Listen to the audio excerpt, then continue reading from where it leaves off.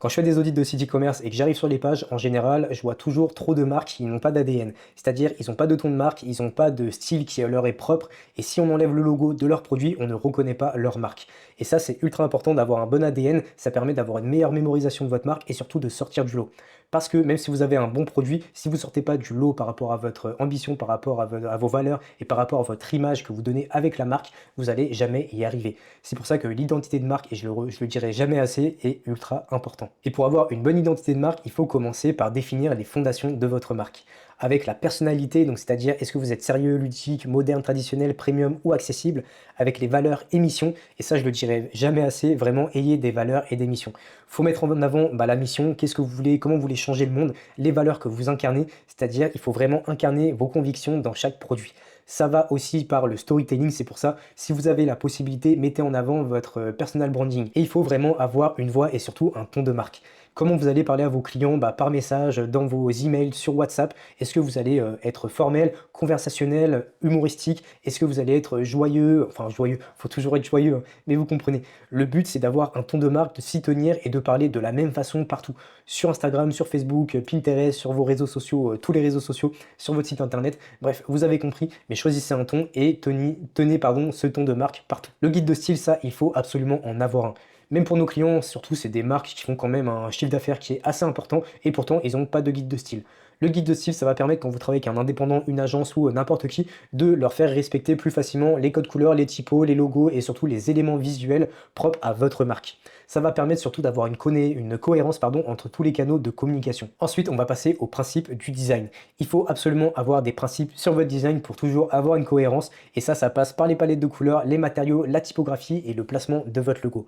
Parce qu'on le sait, chaque couleur a une psychologie, c'est pour ça qu'on appelle ça la psychologie des couleurs. Il faut vraiment avoir une couleur adaptée. Les matériaux, c'est pareil, utilisez les bons matériaux pour votre type de produit. Par exemple, vous n'allez pas utiliser des produits écologiques pour du luxe, même si ça peut se faire, mais c'est assez rare. Mais on va utiliser par exemple des matériaux écologiques pour des marques responsables ou des matériaux premium pour du luxe.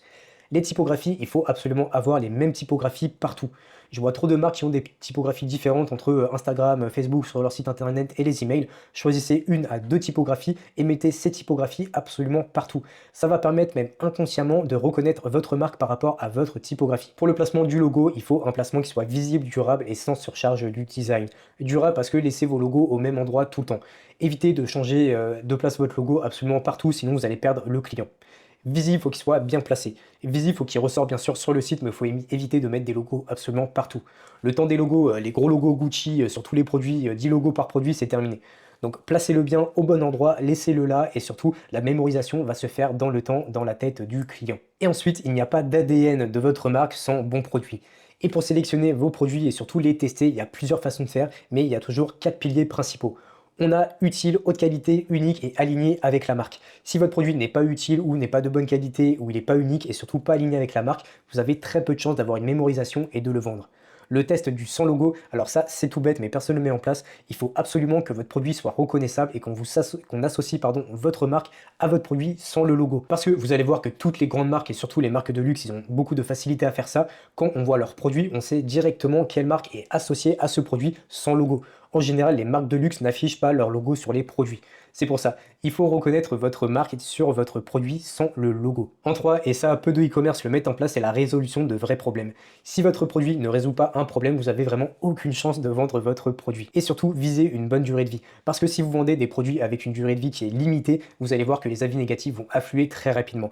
Donc choisissez des produits qui sont durables sur des années. Donc ensuite, on va voir l'intégration de la stratégie de marque. Parce que sans intégration de stratégie, vous n'aurez pas de vrai ADN. Déjà, on va parler des campagnes. Il y a trop de personnes qui alignent pas le lancement de leurs produits avec leur campagne. Si vous savez que dans l'année, vous avez plusieurs lancements de nouveaux produits, faites des calendriers de lancement produits. Ça va vous permettre de créer vos messages marketing et surtout vos angles marketing par rapport au lancement des produits. Pour le storytelling, gardez en tête que chaque produit, c'est un chapitre de votre récit de marque. Le but, c'est d'avoir un storytelling par produit. Vous allez voir que si vous faites ça, si vous avez un storytelling par produit, ça va permettre d'avoir un impact qui est beaucoup plus fort sur le client. Et pour la segmentation, je vous dirai jamais assez, il faut segmenter vos clients. Que ce soit dans WhatsApp, Klaviyo ou n'importe quoi, il faut segmenter pour parler et avoir le bon message au bon moment et surtout au bon client. Parce que si vous avez une segmentation de vos clients VIP, c'est-à-dire les clients qui ont commandé 2 fois ou plus, vous allez avoir une segmentation du coup premium. Vous n'aurez pas le même message sur vos clients qui sont fidèles aux clients qui n'ont jamais acheté. Et ensuite, surtout, évoluer avec votre marque.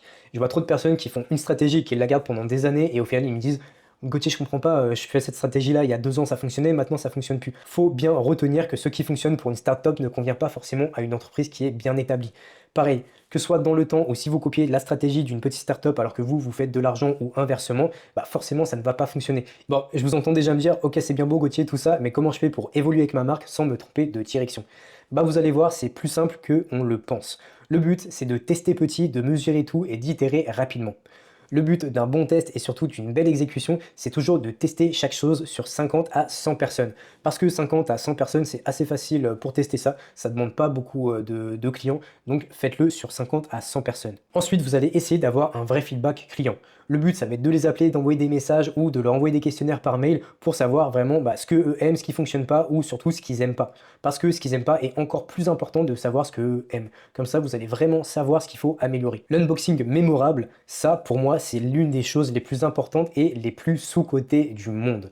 Quand un client reçoit un produit et surtout reçoit une boîte qui est un peu personnalisée, un peu différente, et quand il ouvre votre produit, il a cet effet waouh, vous êtes sûr qu'il va soit prendre une story, en parler autour de lui, qui va surtout mémoriser votre marque et qui va avoir envie de recommander. Donc faites des unboxings qui sortent de l'ordinaire et surtout qui sont mémorables. Et surtout mesurés. Faites des A/B tests, mesurez ce qui fonctionne et ce qui ne fonctionne pas, et c'est grâce à ça que vous allez savoir comment améliorer les choses dans le futur. Et on en vient donc à mesurer le succès.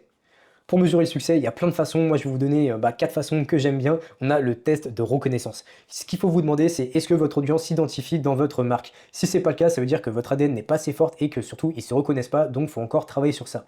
Le partage social, là, je vous parlais des unboxings qui sont mémorables. Combien vous avez de partage social? Il faut vraiment analyser votre contenu qui sont générés par les utilisateurs et ce qui montre vos produits sur Internet, dans les stories. Si vous n'avez aucun partage, ça veut dire que vous n'avez pas une ADN de marque qui est assez forte et que les gens n'ont pas envie de le partager. Au niveau des sondages clients, je vais passer rapidement parce qu'on en a déjà parlé, c'est les feedbacks. Générer le plus de feedback possible pour avoir des éléments à améliorer dans le futur. La fréquence d'usage, ça c'est l'une des choses les plus importantes quand vous essayez de créer une marque. Il faut vraiment vous demander combien de fois votre produit est utilisé et s'il n'est pas utilisé, pourquoi? Parce qu'il y a trop de personnes qui commandent votre produit, comme vous ne faites pas de feedback, vous ne savez pas, mais en fait ils n'utilisent jamais votre produit. C'est très important de savoir s'ils l'utilisent, combien de fois par semaine ou combien de fois par jour, et surtout améliorer ça. Parce que plus un client va utiliser votre produit, plus il va être dépendant à votre produit. C'est pour ça que par exemple tout ce qui est Instagram, Facebook ou votre téléphone, on l'utilise 100 fois par jour souvent, et au final on est dépendant au téléphone. Donc je sais, on a vu énormément de choses, je vais vous faire un rapide récapitulatif pour pas vous perdre. Donc on a déjà en étape 1 les fondations, c'est choisir votre personnalité, les valeurs de votre marque, la voix, le ton et surtout le guide de style. Si vous n'êtes pas guide de style, attention, juste après cette vidéo, faites un guide de style. Pour le design, choisissez des couleurs qui représentent votre marque. Quelles couleurs vous allez utiliser, quel matériau, quelle typographie, toujours une ou deux typographies maximum, et surtout le placement de votre logo. Choisissez des placements et gardez-les dans le temps. La sélection, c'est le test des 4 piliers qu'on a vu, le test sans logo, est-ce qu'on reconnaît votre produit sans logo et surtout votre marque sans logo, et la durabilité de votre produit. Si votre produit n'est pas durable, améliorez votre produit ou changez de produit parce que vous aurez des avis négatifs dans le temps. La stratégie, il faut bien choisir votre type de campagne, le storytelling et surtout la segmentation client. Et l'exécution qui reste le plus important, il faut tester tout ça, le mesurer et l'itérer. L'itérer, tester et continuer à tester et à améliorer dans le temps et à apprendre de vos tests. Je vois trop de personnes tester et ne pas apprendre, faites un fichier avec vos tests et itérer dans le temps.